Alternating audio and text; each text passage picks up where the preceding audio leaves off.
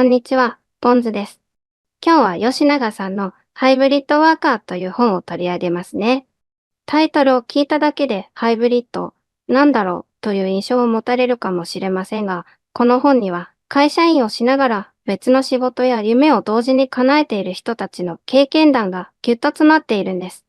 サラリーマンもオールも安定を得ながら同時に自分のやりたいことをきっちり実現している。そんな生き方の提案とも言える内容になっています。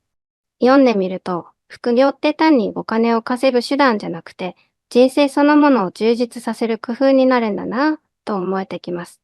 まず、この本を書かれた吉永さん自身も普通の会社員をやりながら、夜や休日に本を書いたり、キャラクターデザインをしたりと、まさしく自らハイブリッドワークを実践されている方です。だからこそ、この本は副業禁止ってよく言うけれど、法律的には明確な根拠がないんですよとか、会社の損害にならない限り禁止はできないんですよというリアルな視点を示しています。私も会社の就業規則って結構厳しいのかなと思ってたんですけど、意外にも法的に見ればそこまで縛られないことが多いんですね。もちろん会社にバレるかどうか気にする方は多いでしょうから、そこはやり方も工夫もある。でも、まずは法律上は必ずしも副業禁止ではないと知るだけでも気持ちが軽くなると思います。さて、この本にはいろいろなジャンルのハイブリッドワーカーが登場します。漫画家とサラリーマンを両立している田中圭一さん、小説家と会社員を両立している津村菊子さん、ミュージシャンと薬剤師を両立しているりょさん、オールをしながらボーカリストを続けているサチさん、料理研究家になった浦さん、芸能マネージャーをしながら農業を始めた太田康彦さんなどなど、皆さん2つ以上の仕事をがっつり掛け合わせているんですけど、これが思っているより自然だったりするんですよ。例えば、田中圭一さんは漫画家としてドクター秩父山などユニークな作品を書かれている方ですが、実は当時玩具メーカーなどに勤めるサラリーマンとして毎日朝から晩まで会社で働いていたんです。でも帰ってきたら土日や夜中に漫画を描く。しかも週刊誌の連載を抱えたり、絵柄を変える実験をしたりもしているんですよ。普通なら会社が忙しくて書く時間ないと言ってしまいそうなところを、会社勤めのうちにプロ漫画家としていろんな仕事を実現しているわけです。田中圭一さんはメリットはお互い違う仕事だからこそ脳みそは飽きにくいと言っていて、例えば営業の仕事で外回りして人と話した後に一人で机に向かって漫画を描くというのがかえってリフレッシュになるとおっしゃっているのが印象的でした。疲れても別ジャンルならまた新鮮な気持ちで取り組める。逆に同じようなジャンルだと2つやるのはしんどいでしょうけど、まるで正反対の仕事なら視点が切り替わって続けやすいみたいですね。小説家と会社員を両立する津村菊子さんの場合は、会社を辞めずに小説を書くのって全然ありですし、むしろ会社の納期意識とかスケジュール管理が小説の納期にも生きるんですと語られていました。小説家さんというと締め切りギリギリのイメージがありそうですが、会社員だからこそほうれん草をしっかりやって、いつまでに原稿が何枚必要か逆算して準備する。そうすると編集担当さんからも、あなたは締め切り守れる人というイメージがついて、次の仕事につながったりする。実際、芥川賞を取ってからも会社勤めを続ける津村菊子さんは、会社と小説、両方私に必要だからやっているんですとおっしゃっています。印象的ですよね。辞めるのが当然という雰囲気の中で、あえて会社員として続けることで得られる安心感や社会との接点が小説のネタにもなると語っています。一方、サチさんはオールを続けながらシンガーとしても活動していて、急遽コーラスやライブのオファーが舞い込み、週末や平日の夜にステージに上がり、それが終わったらまた翌朝は普通に会社に出勤しているそうです。最初はデビューしたら買い物にも行けないのではと心配していたと笑い話のように語っているんですが、実際はそうでもなかったとか。夜や土日のレコーディングをうまくやりくりしているからこそ、経済的にも安心できて、仕事選びに無理が生じないともおっしゃっています。本業で暮らしを安定させつつ音楽を続けられるから、誰かからこんな依頼があっても、お金じゃなくて歌いたいかどうかを基準に引き受けられると。それこそがハイブリッドの良さかもしれません。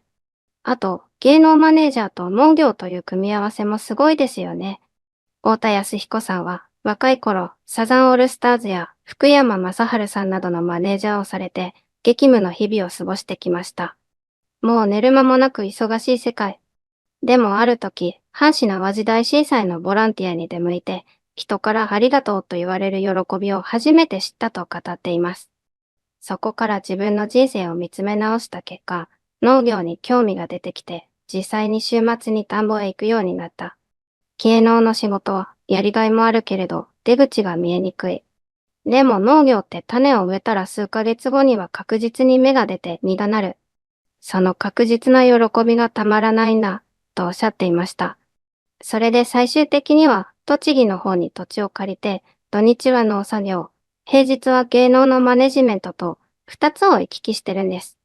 奥さんに泣かれたこともあったそうなんですが、みんなで作った野菜を芸能関係の人にも食べてもらい、美味しいと言われた時に感動があるんですよね。そんな風にして家族も次第に理解を深めていったという話が出てきます。こうやって読むと、ハイブリッドな生活は家族の承諾とか周囲の理解とか、やること多くて大変なんじゃないかと感じる部分もありますけど、どの人も、でもやってよかったと笑顔で言っていて、そこにグッとくるんですよね。料理研究家になったウーラさんという方のパターンも面白いです。もともと実家は料理に熱心な家庭だったのに、自分はちっとも料理なんて好きじゃなかった。ところがある病気が見つかって手術するかもとなり、なんとか手術を回避したいという気持ちから、酵素食など食事改善を徹底的に勉強し始めた。すると嫌々だったはずの料理が、いつの間にか自分の病気を解放に向かわせてくれた。そこでブログにレシピを書き続けていたら、出版社の人が見つけて書籍化までしてしまった、と。最初は、いや私そんな才能ありませんと言ってたのに、ブログ読者には大人気になってしまった、という自然な流れがとてもリアルでした。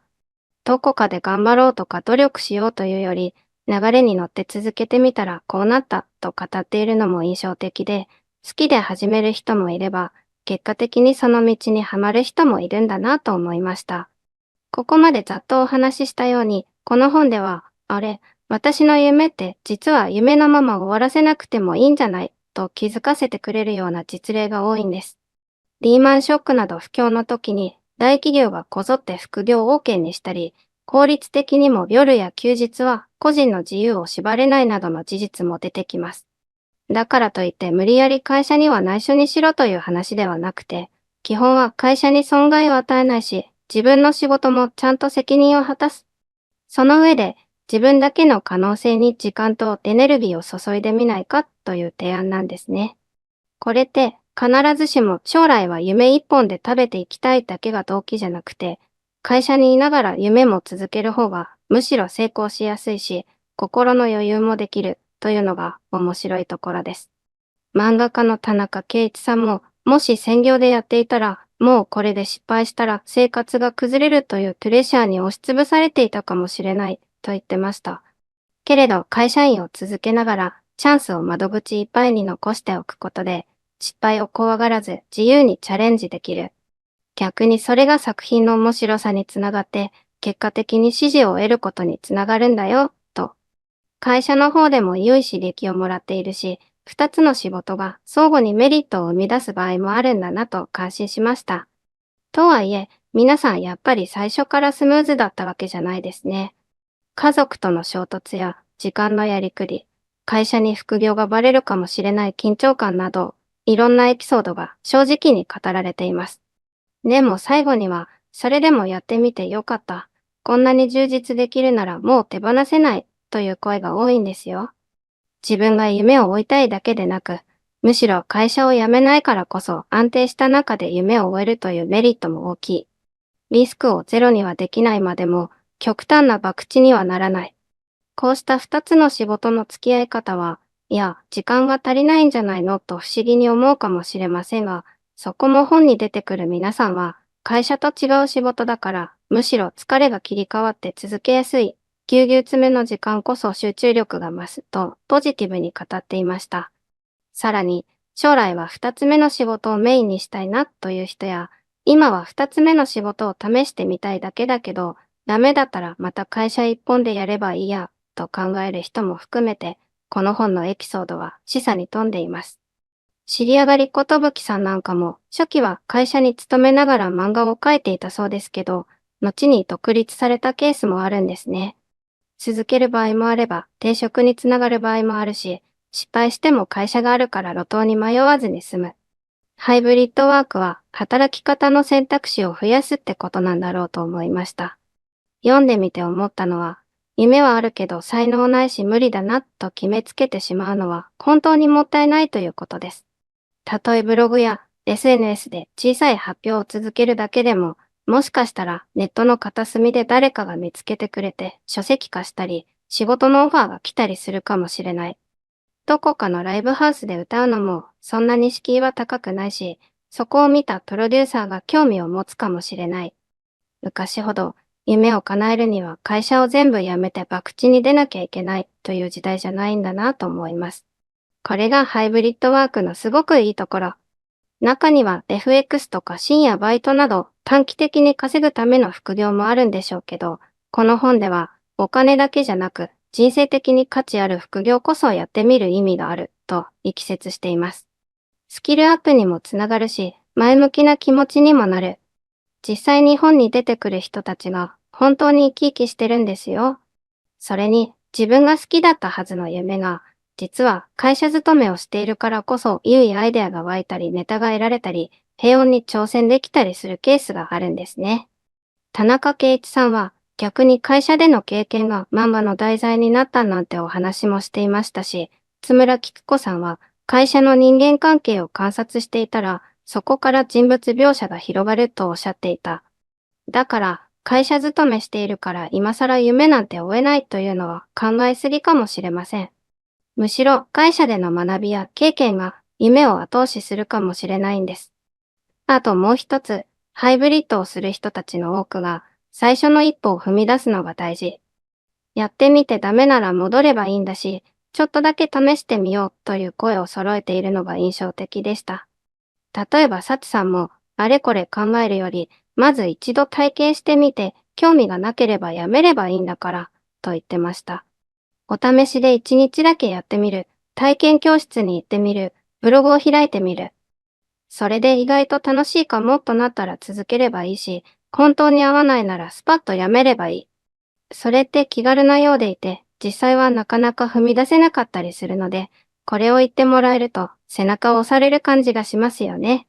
この本を通して伝わってきたのは、人生は一回きりだから、やりたいことをやって後悔なく生きよう。でもあまりにリスクが高いと辛いから、会社員を活用して、うまく安定と夢を両立する道があるよ、というメッセージ。副業 OK かどうかは会社による面もあるでしょうし、時間管理や家族の問題などを超えるハードルはあるかもしれませんが、それでも実際に2つの仕事をこなしている人たちがこんなにいると思うと勇気をもらえますよね。何も特別なエリートでなくてもいい、普通のオールさんやサラリーマンでも実現している例がたくさん載っているのがこの本の魅力です。私自身、起業したい気持ちはありつつも、今の生活を手放すのは怖いですし、いきなり生活手段がなくなるのも大ピンチなので、あれ、じゃあ会社勤めしながら、このチャンネルみたいに喋りの仕事を広げてみたらどうかな、と考えるきっかけになりました。もしや、自分にも何かやりたいことがあるけど、会社があるから無理かも、と思っているなら、きっと参考になる一冊だと思います。読んでると、夢のリスクばかり見て挑戦を避けるのはもったいないよと励まされるし、実際の成功例も失敗例も正直に語られているので、自分に合うスタイルを見つけるヒントが見つかるかもしれません。皆さんもぜひ手に取ってみてください。自分の人生観がちょっと変わるかもしれないですよ。やめずに両方をやるという選択肢がこんなにも面白いなんて、この本を読むまで私も思っていませんでした。まさに安定と夢の両立。少し気になっていることがあるなら、早速この週末にでもちょっとやってみようかなとトライしてみるのはいかがでしょうか。思わぬ才能や未来が開けるかもしれませんよ。それでは今日はここまでにしますね。これからもこんな感じで教養になる本を紹介していきますので、よかったらチャンネル登録お願いします。また紹介してほしい本があればコメントで教えてください。では、ポンズでした。また次回の動画でお会いしましょうね。